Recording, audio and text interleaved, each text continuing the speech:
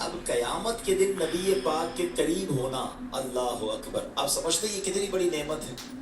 کیونکہ قیامت کے دن تو بڑا مشکل دن ہے۔ آج ہم سب پیاسے ہیں اور ابھی افطار میں کچھ دیر باقی ہے، حالانکہ موسم گرم نہیں ہے، مگر پھر بھی پیاس لگ رہی ہوگی، پھر بھی کمزوری محسوس ہو رہی ہوگی۔ پنجابی میں کہتے ہیں نا، لگ پتہ جاتا ہے جب بندہ روزہ رکھتا ہے۔ حالانکہ 12 گھنٹے کا آج کل کراچی میں تو بڑا آسان روزہ ہے، ہم نے تو وہ رمضانیں بھی گزاری جب 7:30 پونے 8 جا کے افطار ہوتا تھا، اب تقریباً 6:30 بجے کے آس پاس افطار ہو جاتا ہے، مگر پھر بھی ہمیں فیل ہوتا ہے، ٹھیک ہے نا؟ پورا دن گھر میں بیٹھے، گرمی میں نہ بھی نکلے، پھر بھی روزہ پتہ چلتا ہے۔ اب مجھے بتائیں کہ جو قیامت کا دن ہوگا 50,000 سال کا دن ہوگا، سورج 1 میل پر ہوگا، ابھی کروڑوں میل دور ہے نا، 1 میل پر ہوگا، اور سوائے حوض کوثر کے اور کوئی پانی نہ ہوگا، سوائے اللہ کے عرش کے سائے کے کوئی سایہ نہ ہوگا، سوائے نبی پاک علیہ الصلوۃ والسلام کے کوئی مددگار نہ ہوگا۔ وہ شفاعت کریں گے نا۔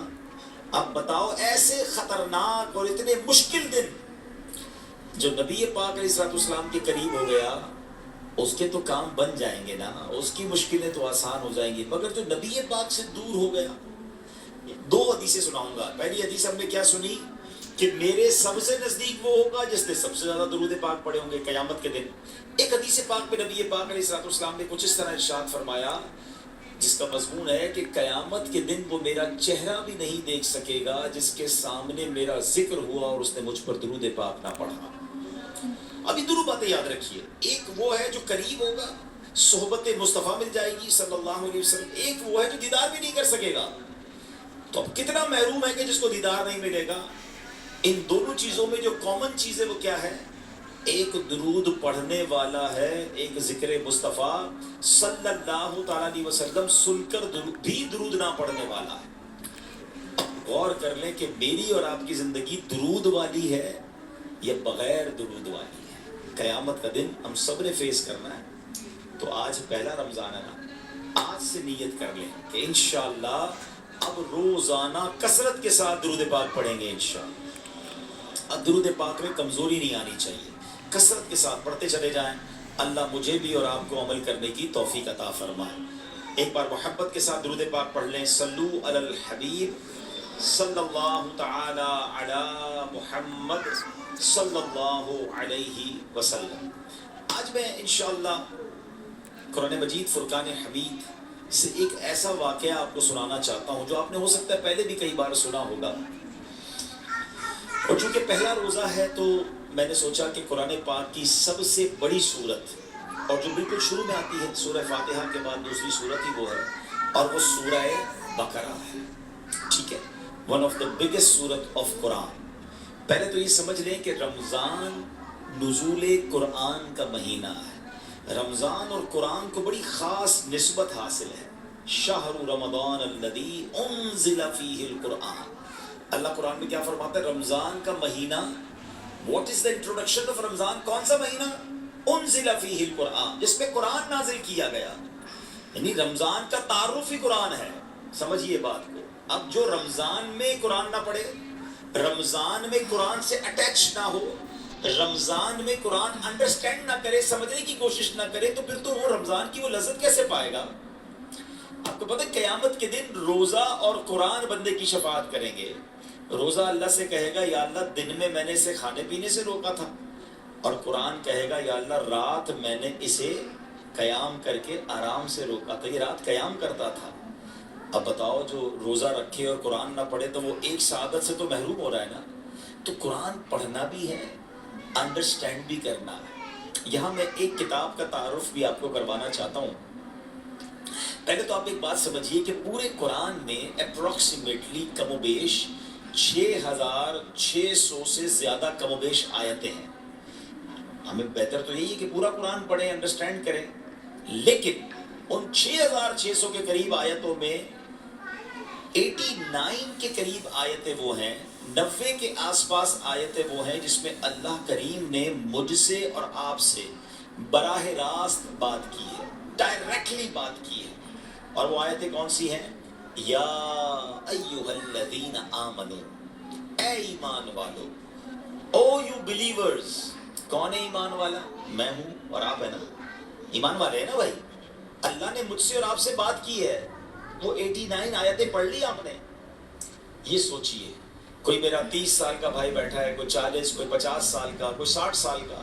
اتنی زندگی گزر گئی. ہونا تو یہ چاہیے پورا قرآن پڑھ لیتے، چلے پورا نہیں پڑھا. وہ 89 90 کے قریب آیتیں جو ڈائریکٹ اللہ نے آپ سے اور مجھ سے بات کی ہے. ہمارا گاہک میسج کرے، ہمارا باس میسج کرے، ہمارا رشتہ دار میسج کرے، ہمارے بچے پیغام بھیجیں، ہم سارے وہ ضروری پیغام سنتے ہیں. اللہ نے پیغام بھیجا ہے، ہم نے پڑھ لیا ہے، ہم نہیں پڑھتے. افسوس ہوتا ہے جب کسی سے پوچھو تو کہتا ہے نہیں یار مجھے تو پتہ ہی نہیں ہے کہ اللہ نے ایمان والوں سے الگ سے بھی کوئی بات کی ہے. جی ہاں، ڈائریکٹلی دیکھیں، یا ایھا الناس، اے لوگوں کہہ کر اللہ نے الگ فرمایا، مگر کچھ جگہوں پر ڈائریکٹلی اے ایمان والوں کہہ کر فرمایا، ہمیں فرمایا.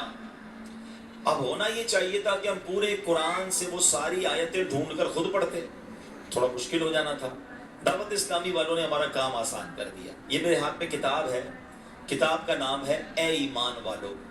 میں آپ سب کو مشورہ دوں گا رمضان میں یہ کتاب ضرور لے لیں. اور جو لوگ تحفے بانٹتے ہیں نا، رشتہ داروں کو کوئی مٹھائیاں بھیج رہا ہے، کوئی سوئیاں بھیج رہا ہے، کوئی پتہ نہیں کیا بھیج رہا ہے، ٹھیک ہے، کھانے پینے کا اپنا انداز ہے، مگر میرا مشورہ ہے کہ یہ کتاب تحفے میں بھیجیں.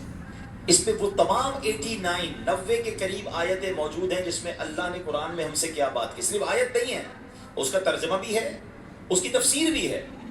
تو میری گزارش یہ ہے یہ کتاب خرید لیں، ورنہ دعوت اسلامی .net پہ ہو سکتا ہے یہ ڈاؤن لوڈ کے لیے اویلیبل ہو، ڈاؤن لوڈ کر لیں. مکتبۃ المدینہ تو فون کر کے بھی منگوایا جا سکتا ہے. خود پڑھیں. اب روز کی اگر آج سے کوئی شروع کر دے نا کہ آج سے میں 3 آیتیں پڑھوں گا، ترجمہ بھی پڑھوں گا، تفسیر بھی پڑھوں گا، 15 منٹ لگیں گے. مگر کیا ہوگا، رمضان ختم ہوگا، آپ کی پوری 90 آیتیں 89 آیتیں ہو جائیں گی. آپ اسی رمضان کے بعد یہ کہہ سکیں گے کہ میں نے وہ آیتیں پڑھ لی ہیں جو اللہ نے مجھ سے بات کی ہے. تسلی ہوگی نا یار. پھر عمل کرنا اور بات ہے، ایٹ لیسٹ پڑھ تو لو. وہ بھی ٹائم نہیں ہے ہمارے پاس. تو امید کرتا ہوں اللہ کرے لائیو بھی مجھے سننے والے سن رہے ہیں. یہ بڑی کمال کی کتاب ہے، اسے پڑھیں، حاصل کریں، تقسیم کریں اور علم حاصل کریں. اب میں آج آپ کو قرآن پاک کی سورہ بقرہ کا جو مین واقعہ ہے وہ سنانا چاہتا ہوں. بقرہ کہتے ہیں گائے کو، ٹھیک ہے. عربی میں بقرہ یہ وہ والا بقرہ نہیں ہے جو اردو میں بقرہ کہتے ہیں. یہ قاف کے ساتھ با قاف را ہا، بقرہ، اس کے معنی ہے گائے. اب اتنی بڑی قرآن کی سورت اور اس کا نام گائے کے نام پہ کیوں رکھا گیا؟ یہ بڑی کمال کا واقعہ، اللہ کی قدرت کا شاندار اس میں نظارہ ہے. اور یہ کون سی گائے تھی؟ یہ دنیا کی سب سے مہنگی گائے تھی. The most expensive cow in this world. یہ وہ والی گائے تھی. ماجرا کیا ہوا کہ بنی اسرائیل میں ایک بڑا نیک اور صالح بزرگ تھے. ان کا ایک بچہ تھا جو نابالغ تھا.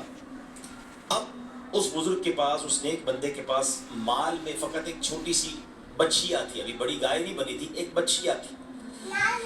ان بزرگ نے کیا کیا کہ دیکھا بچہ چھوٹا ہے، سنبھال نہیں سکے گا. ایک جنگل میں گئے اور اللہ کی بارگاہ میں دعا کی کہ اللہ یہ گائے میں تیرے سپرد کرتا ہوں، جب بیٹا بڑا ہو جائے تو اے امانتوں کو سنبھالنے والے میرے بیٹے کو یہ گائے واپس لوٹا دے. اللہ کے بھروسے وہ گائے اس نے جنگل میں چھوڑ دی کہ میں تیری امانت میں دیتا ہوں. کچھ دنوں کے بعد ان کا انتقال ہو گیا. بچہ ابھی چھوٹی عمر تھی. اب تھوڑے عرصے کے بعد وہ بچہ بڑا ہو گیا، جوان ہو گیا. تو اس کی ماں نے کہا کہ بیٹا تمہارے والد نے تمہارے لیے ایک امانت چھوڑی ہے اللہ کی بارگاہ میں، جاؤ اور جا کر جنگل کے پاس جا کر دعا کرنا تو انشاءاللہ وہ تمہیں جو ہے وہ مل جائے گی گائے واپس. بچہ تھا بڑا نیک. اس کی روٹین کیا تھی کہ وہ ماں کی بڑی خدمت کرتا تھا. وہ سارا دن لکڑیاں کاٹتا تھا جنگل سے، اور اس نے اپنی کمائی کے